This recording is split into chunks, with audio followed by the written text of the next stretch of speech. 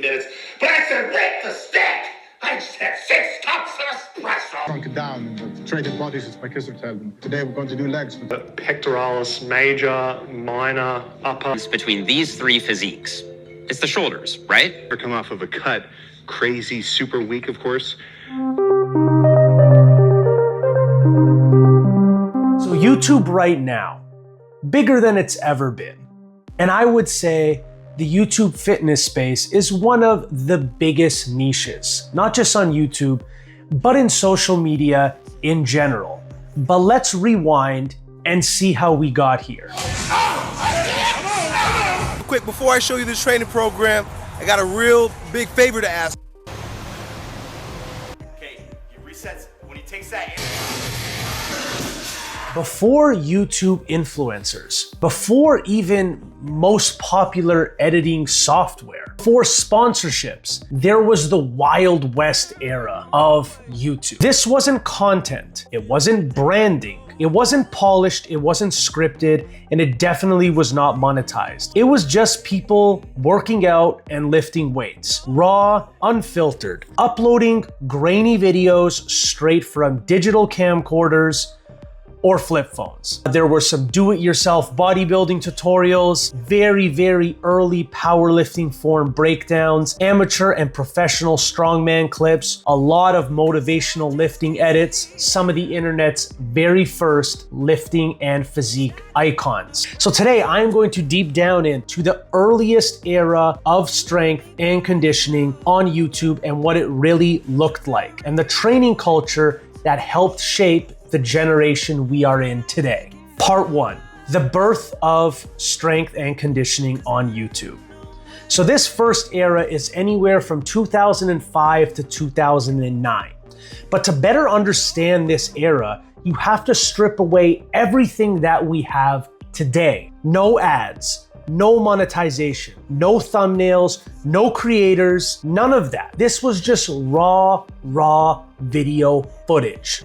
This is just people filming lifts because they wanted to, maybe critique, motivation, or show their friends on a forum their recent PR that they hit. That's another thing. Forums were plenty back then. That was really the only way you can communicate with like-minded people. Social media really didn't exist yet. The 3 major forces that created the first generation of strength content were bodybuilding forums allowed you to post videos. Bodybuilding.com, T-Nation, the MISC, and YouTube. I honestly don't know, embeddeds, and I honestly still to this day don't know how to say that word. But in the mid-2000s, bodybuilding forums, they ruled the world.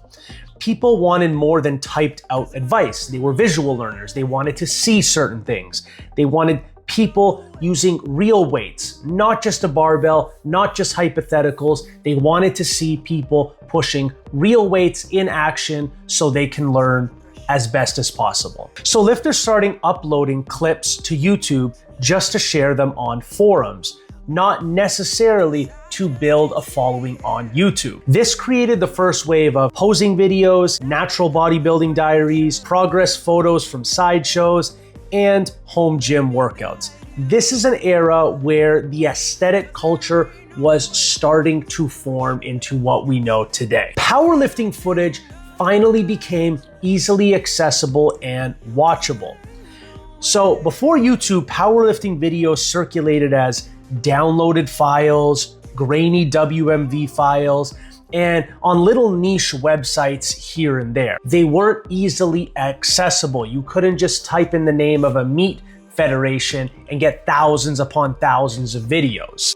So YouTube changed everything. Anyone could suddenly search 500-pound squat raw, deadlift PR, bench press tutorial, and find people talking about exactly what they are looking for. And this was the first time that powerlifting felt like it was just at the tip of your fingers. So YouTube had a big role in growing the sport and the attraction that is now modern day powerlifting. Home gym workouts and coaching from your home started to slowly become a thing. Before Athlean-X, before Jeff Nippard, before any of your big YouTube channels, There was one man that stood alone at the peak of YouTube fitness, the one who started it all, the one and only Scooby. Everyone here should know Scooby. If you don't, shame on you. I discovered him when I was in high school. It was about 2008, but he's been doing this since the dawn of YouTube. It's just a man who would work out in his garage with some dumbbells, with some barbells. He's just teaching millions of people how to honestly train with nothing.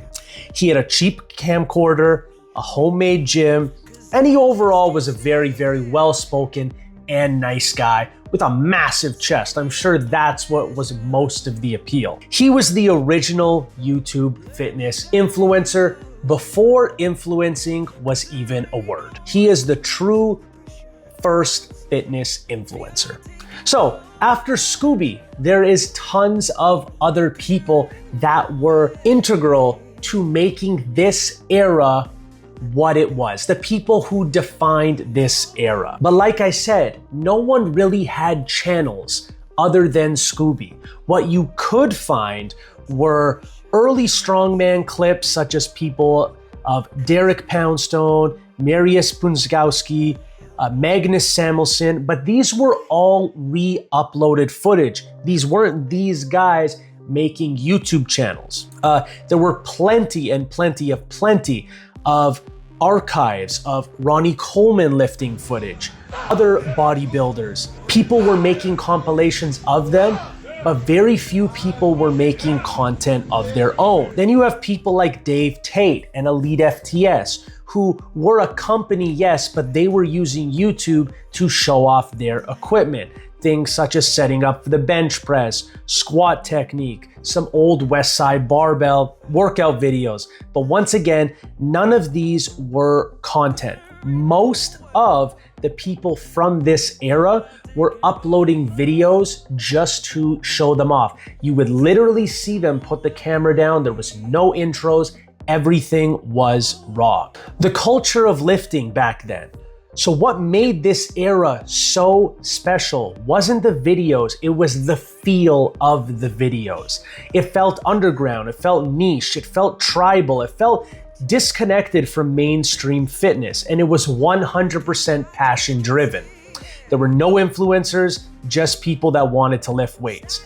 Everyone learned from the forums, the grainy videos, the trial and error, the tons of mistakes that were made. There were no brand deals, no sponsored posts, no affiliate links, no thumbnails. Ask someone in 2007, what does the thumbnail look like of their video? They would ask you, what is a thumbnail? Most people were just using the one YouTube would assign to their video. No one was going into Photoshop and making a thumbnail. No one was paying an artist to make a thumbnail for them. No one was using graphic design. It was purely just to get the video on the internet. It felt authentic, and because it was, people weren't trying to build an audience. They were just lifting weights. This was also the era where P90X came around. There was all these fad diets, and I feel like these videos were kind of not exposing what fitness was. Fitness didn't need to be bought like it is sometimes today. It felt like you were exploring this secret world with no map. Finally, why this era still matters. Why does the years of 2005 to 2009 matter? It looks so archaic, but it was the foundation. Without this era and the trial and error of people uploading videos during this time, you probably don't have today. So this is the reason why YouTube fitness exists.